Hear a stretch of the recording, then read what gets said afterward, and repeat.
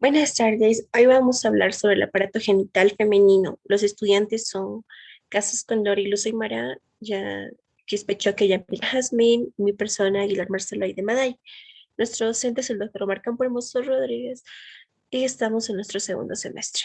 Bueno, para empezar, el aparato genital femenino está formado por lo que es la vagina, el cuello uterino, el útero, las trompas de falopio, los ovarios y las fimbrias. Las fimbrias que son como las manitos. Esa sería la composición. Ahora vamos a pasar a hablar sobre los ovarios. Bueno, los ovarios van a venir del latín ovum, que significa huevo, órganos intraperitoneales, producen óvulos después de la pubertad, de secreción interna, como la hormona estrogénica, progesterona, relaxina y algunos andrógenos. Son dos órganos, uno derecho y uno izquierdo, uno a cada lado. Está en la cavidad pelviana y tiene forma de una almendra o un ovoide aplanado. Mide más o menos 3,5 centímetros de altura y 2 centímetros de ancho y 1 centímetro de espesor. Pesa de 6 a 8 gramos. Su relación con la cara externa es en la mujer nulípara. Nulípara es la persona como mujer que no ha tenido ningún hijo y multípara es la mujer que ha tenido más de 2 hijos. Entonces, en la mujer nulípara está relacionado con la fosa ovárica de Krause o Waldeyer. En la mujer multípara con la fosita de Claudius. La cara interna va a ser cubierta por el pabellón en la trompa. El borde anterior presenta una inserción al mesovario que une el ovario al ligamento ancho. El borde posterior en la mujer nulípara con los vasos hipogástricos y en la multípara con la pared posterior de la cavidad pélvica. pélvica. Tiene una extremidad superior y una inferior. Los medios de fijación y ligamentos ováricos, esto se va a dar, ahora sí, esto se va a dar lo que son los ligamentos uterovárico, mesovario, que une el ovario, alerón posterior del borde, del borde superior del ligamento ancho y llega hasta la línea del Farrell. El ligamento suspensorio del ovario y el ligamento tubovárico. La estructura del ovario. Bueno, la estructura del ovario, como podemos ver, va a estar compuesta por lo que son los folículos. Bueno, en orden va a ser compuesto por un epitelio superficial, que sería el epitelio cúbico monoestratificado, que cubre la superficie del ovario.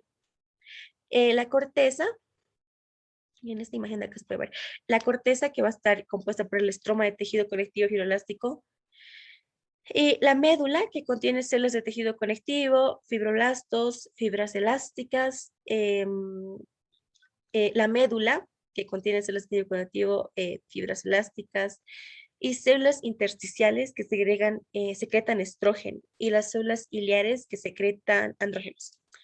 Las arterias, va a estar compuesta por una arteria ovárica que alcanza el ovario por el ligamento suspensorio y una arteria uterina. Bueno, pasando a lo que son, aquí se ven, aquí por ejemplo se ve la arteria ovárica y la arteria uterina, que son las dos grandes arterias que van a proveer a la irrigación del ovario. Bueno, pasando a lo que son ya las trompas de falopio, este va a tener una longitud de 10 a 12 centímetros el diámetro va a ser exterior, es de 3 milímetros. Va a tener una porción intersticial o uterina situada en el espesor del cuello uterino y va a tener un istmo, aquí está, un istmo, eh, que va a tener un diámetro, una longitud de 3 a 4 centímetros, una ampolla de 7 a 8 centímetros y el pabellón o infundible que mide de 2 a 3 centímetros. En los medios de unión va a estar por lo que son la túnica serosa, va a ser la trompa uterina va a estar compuesta por lo que son la túnica serosa, constituida por el peritoneo, la túnica conjuntiva, donde se encuentran las principales ramificaciones vasculares y nerviosas, la túnica muscular, que va a ser por fibras longitudinales y fibras circulares, y la túnica mucosa, que va a ser mucosa de pliegues o fibras de con epitelio cilíndrico ciliado. Los vasos y nervios va a ser principalmente la irrigación tubárica, que proviene del cono arterial, si no me equivoco, no, del arco arterial. Bueno, pasando lo que ya es el útero o ístera o matriz. Bueno, este va a tener va a estar situado, el útero va a estar situado en la parte media de la cavidad pelviana. o excavación pélvica, entre la vejiga y el recto, por encima de la vagina, debajo de las asas intestinales y del colon ileopelviano. Va a tener una forma de pera o cono truncado aplanado por de delante a atrás con un vértice dirigido hacia abajo.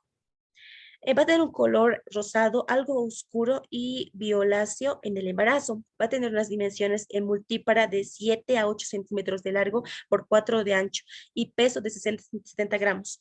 En la nulípara de 6 a 7 centímetros de largo por 4 de ancho, peso de 40 a 50 gramos aproximadamente. Va a tener una consistencia de dura. En el vivo es de consistencia firme y elástica. Las personas vivas. Dirección y posición. Va a ser una dirección, va a tener una dirección con una pelvis normal, vejiga y recto casi vacíos, y el útero se encuentra en anteflexión y anteversión. Su flexión, la flexión es el ángulo formado por el eje del cuerpo y el cuello o la inclinación del cuerpo del útero sobre el cuello. En la anteflexión el cuerpo se inclina hacia adelante sobre el cuello formado por un ángulo de 100 a 120 grados. Bueno, yo hablo sobre el útero o histeria o matriz. Primeramente, hablaré de la configuración externa y sus relaciones. Primeramente, el útero tendrá un cuerpo en el cual tendrá 2 caras, 3 bordes y 3 ángulos. También encontraremos el istmo. El istmo es una porción ligeramente más estrecha ubicada entre el cuerpo y el cérvix. Y también encontraremos lo que sería el cuello del cérvix u hocico de Enca.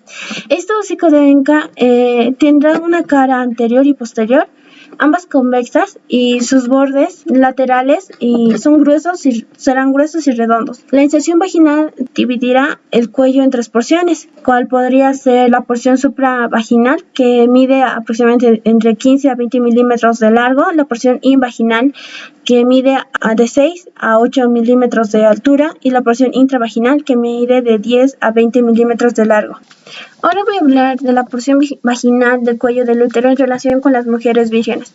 En relación con las mujeres vírgenes, el cuello suele ser liso, irregular y de consistencia dura. Además que el orificio externo del cuello suele ser circular o poliforme.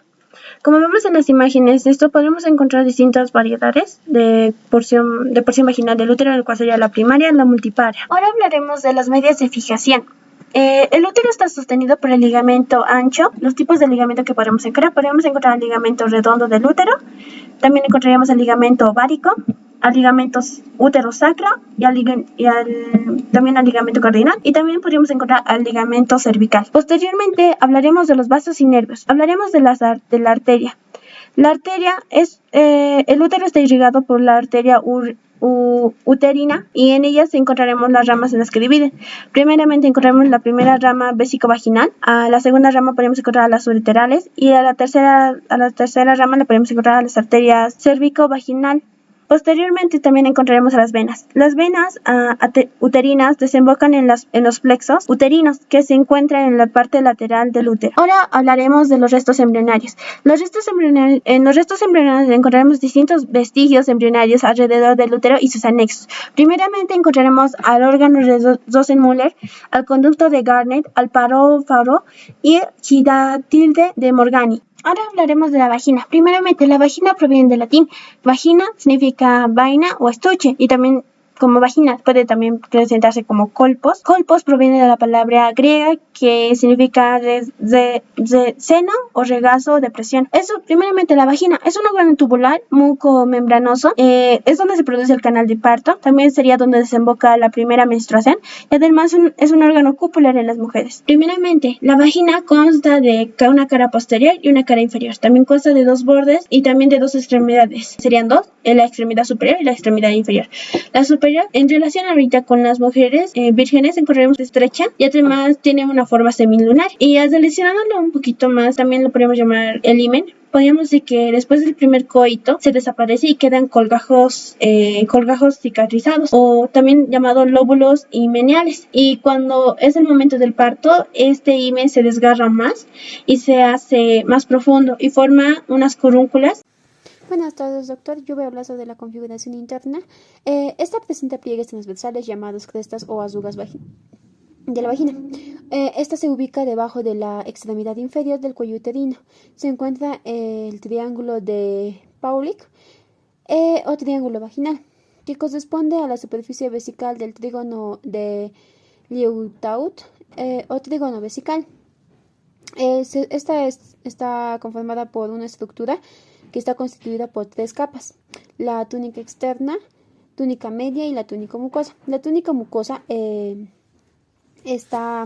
presenta 4 capas, perdón: la basal, la parabasal y el intermedio superficial. También podemos encontrar en la configuración interna los vasos y nervios. Ahí tenemos la arteria que se halla irrigada por la de arriba, la capa a parte media y abajo. Bueno, también tenemos a las venas que están formadas a ambos lados de la vagina en el plexo vaginal, que se anastomosa por arriba con el plexo urinario, por delante por el plexo vesical, por abajo con la pudencia interna, como podemos observar, y por detrás con el plexo venoso hemorroidal o rectal. También tenemos a los vasos linfáticos de la vagina. Se desembocan en los ganglios o nodos linfáticos ilíacos externos, los ganglios o nodos linfáticos hipogástricos y algunas veces en los ganglios promotorios. Y en los nervios proviene el plexo hipogástrico, como podemos observar acá en la parte inferior. En la vulva.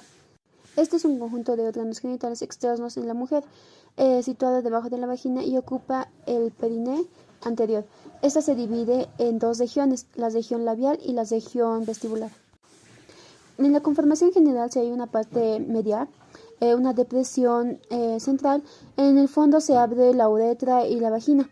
El vestíbulo se halla limitadamente en ambos lados por los 2 pliegues cutáneos, llamados labio mayor y labio menor. Los labios mayores son 2 pliegues cutáneos adiposos alargados adelante hacia atrás. Mide aproximadamente 8 centímetros de longitud y 1,5 centímetros de altura. Esta presenta 2 caras, 2 bordes y 2 extremidades. Una cara externa, una cara interna o medial. También en los bordes tenemos el borde superior, borde inferior, y en las extremidades a la extremidad anterior y en la extremidad posterior. Su estructura se hallan constituidas por 5 capas, lo que es la piel, la capa de fibras musculares lisas, el panículo adiposo subcutáneo y membrana fibroelástica. Y el monte de Venus es una eminencia ancha y media, situada por delante de la vulva. Esta se halla limitado por el pliegue de la ingle. El monte de Venus también contiene una capa de tejido adiposo atravesando por haces que provienen del ligamento suspensorio del clítoris, de la membrana fibroelástica de los labios mayores y del ligamento redondo del útero. Después de esto viene lo que son los labios menores. Como podemos observar acá, son 2 pliegues cutáneos mucosos que se halla por dentro de los labios mayores, longitud proximal de 3 centímetros o por 1 centímetro o 1,5 centímetros de altura.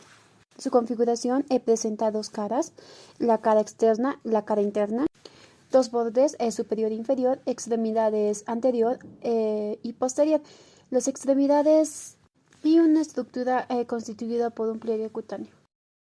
En la parte superior, al medio del labio mayor y menor, encontramos al clítoris, que este es el órgano eréctil de la mujer de 2 a 3 centímetros. Se haya constituido por 2 cuerpos, que sería el cavernoso y la envoltura del clítoris. También tenemos al bulbo vestibular.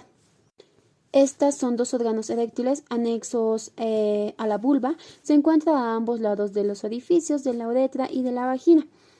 Tiene una longitud de 3,5 centímetros por 1,5 centímetros de altura y de 1 centímetro de ancho. Bueno, en la configuración, los bulbos vestibulares inyectados tienen la forma de un ovoide en la que se puede observar 2 caras, interna y una externa, 2 bordes superior y inferior y una extremidad anterior y posterior. También tenemos a lo que es la glándula de Bartolino. Estas se sitúan al lado de la mitad posterior del orificio vaginal. Son alargadas de adelante a atrás y aplanadas transversalmente. Durante el periodo de la actividad sexual, las glándulas de Bartolino son mayores y miden aproximadamente de 10 a 15 milímetros de longitud y 8 milímetros de ancho y 5 milímetros de espesor. Bueno, estas se relacionan en una cara interna y externa, borde superior, inferior y una extremidad anterior y posterior. También tenemos el conducto excretor. Esta mide de 1 centímetro de largo y 2 milímetros de ancho. Se abre en el surco ninfoimeneal. El conducto a veces se obstruye y se forma un quistes de tamaño diverso con el contenido mucoso.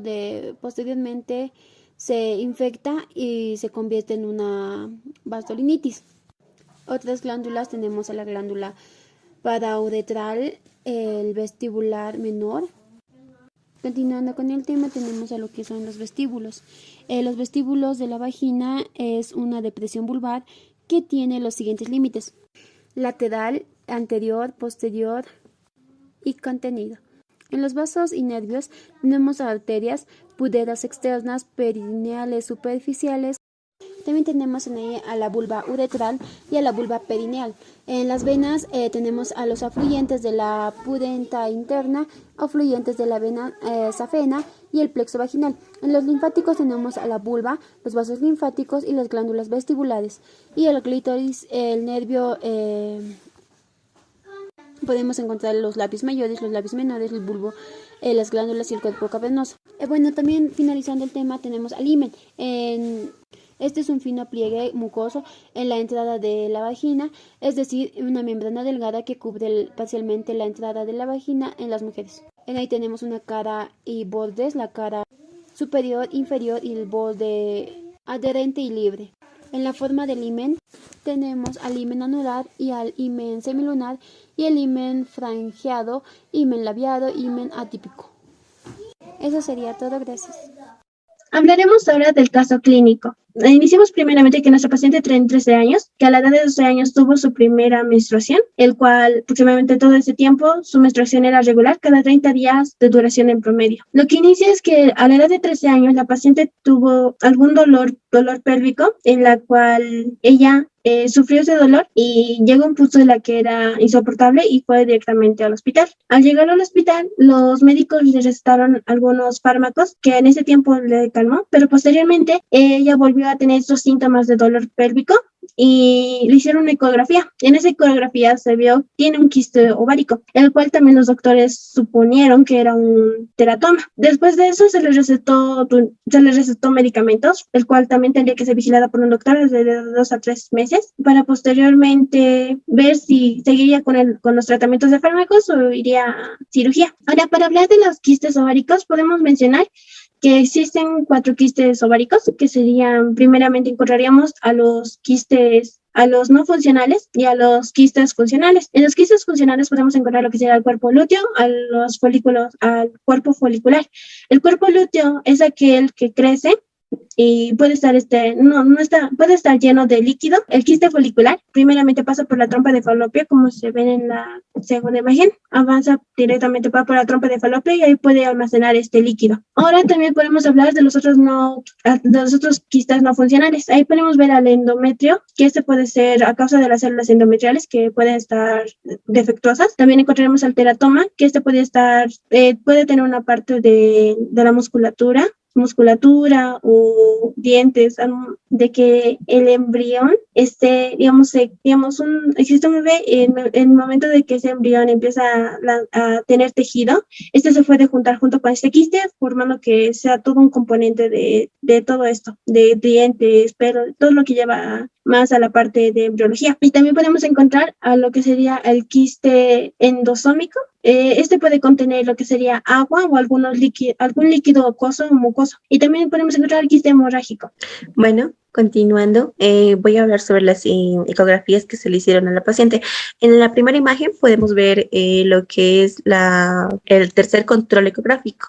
En aquí se sospecha cuerpo lúteo hemorrágico. 7 días más tarde consulta nuevamente en el servicio de urgencia y por dolor pélvico, donde se realiza lo que es una ecografía ginecológica. Aquí podemos ver en la muestra un quiste en el ovario derecho de un tamaño de 6 por 5.4 por 5.2 centímetros, que al médico de urgencias le sorprende demasiado. Entonces, como una posible, él lo supone como si fuera un teratoma no complicado. Para la segunda imagen ya es el cuarto control ecográfico. Aquí ya se sospecha del teratoma no complicado. En el último control ecográfico vemos lo que ya le diagnostican lo que es el quiste ovárico normal. Lo que es esta enfermedad, podemos ver que la mayoría de los quistes ováricos en adolescentes se resuelven mediante algunos medicamentos o si no espontáneamente. La mayoría de los adolescentes se les desaparece espontáneamente. Por lo tanto, la mayoría no requiere lo que es una intervención, solo un seguimiento por fases y constituyen lo que son los tumores genitales en la adolescencia.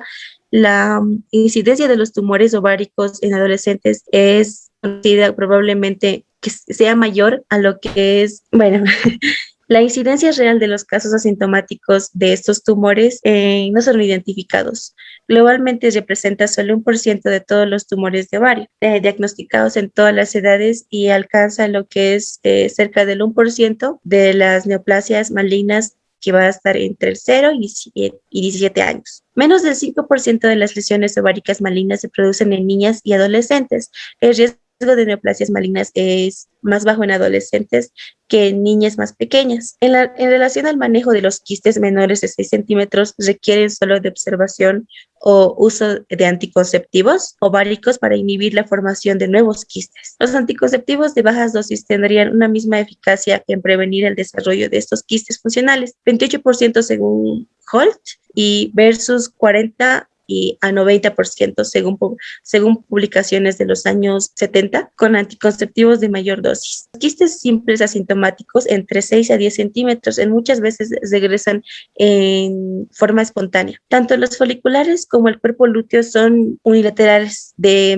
pared delgada, lisa, uniloculares y móviles. Los segundos tienen mayor cantidad de ecos en su interior recurrente de un quiste del cuerpo lúteo. Los quistes hemorrágicos disminuyen de tamaño y se hacen anecogénicos un tiempo antes de la resolución, mientras que las neoplasias quísticas permanecen sin cambios o aumentan de tamaño. La ultrasonografía o ecografía es inocua, de bajo costo, y su capacidad de resolución la hacen muy seguido para su diagnóstico. Cuando la tumoración ovárica es un quiste o tiene muy pocos ecos o restos que sugieran la hemorragia, sino otras características complejas como la tabicación o calcificación, lo más probable es que sea benigna y la conducta es mantenerla bajo observación. Si el quiste no desaparece, pero las características ecográficas son constantes, se mantiene en observación. No hay guías claras para el tiempo en que los quistes funcionales deberían ser observados, aunque de 2 a 3 meses han sido sugeridos por algunos médicos y especialistas también, que podemos decir la paciente del caso clínico que respondió adecuadamente al manejo del dolor agudo. En el segundo control ecográfico se observó la imagen sugerente del quiste lúteo hemorrágico, fundamental para la decisión de esperar, manteniendo controles ecográficos hasta evidenciar la regresión del quiste, confirmado así para su naturaleza funcional.